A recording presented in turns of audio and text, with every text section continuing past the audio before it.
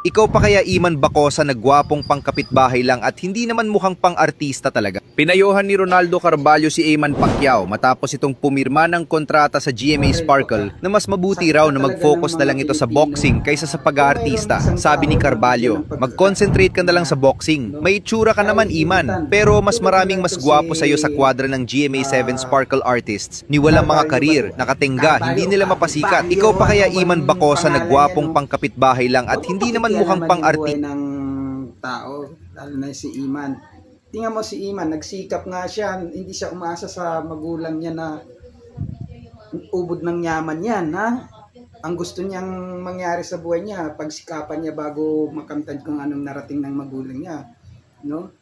Kung tutusin binibilihan pa nga yan ng bahay pero ayaw niya talaga no? Kaya lakas niyo mangbas. Wala na siya doon kung maraming mga nakatingga dyan na mga mas gwapo sa kanya, no? So, siguro will niya talaga yun na kasi mabuting tao siya Will niya na gawin siya ng artista ng GMA. So, medyo nakitaan maraming fans, no? Depende kasi yan, kahit anong gwapo mo yan, kung wala naman pakinabang yung kagwapuhan mo, hindi mo naman magagamit yun. Wala rin yun. Kasi depende yan sa karakter ng isang tao Ano mo naman yung kung mahina yung talent mo. Siya, si Eman Bacosa, no? Kahit hindi man siya ganun kagwapo, no? Pero yung charisma niya, malakas sumatak ng fans yan. Maraming tagahanga yan.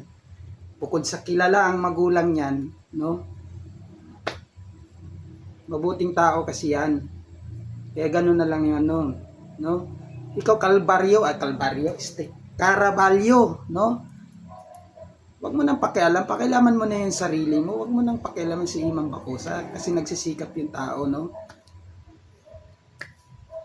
Yung sarili mo na lang ang pakikialaman mo. Siguro kung kaya mo siyang tapatan mo siya. No? Wag mo nang kainggitan, wag mo nang batikusin. Sino ka ba sa buhay niya? May ambag ka ba? Wala ka naman may ambag, hayaan mo siya. Gusto mo masinso ng tao, hihilain mo pababa. Babatikusin mo pababa. Anong klaseng tao ka? O pasaya man, nahimik ka na lang. Bye-bye.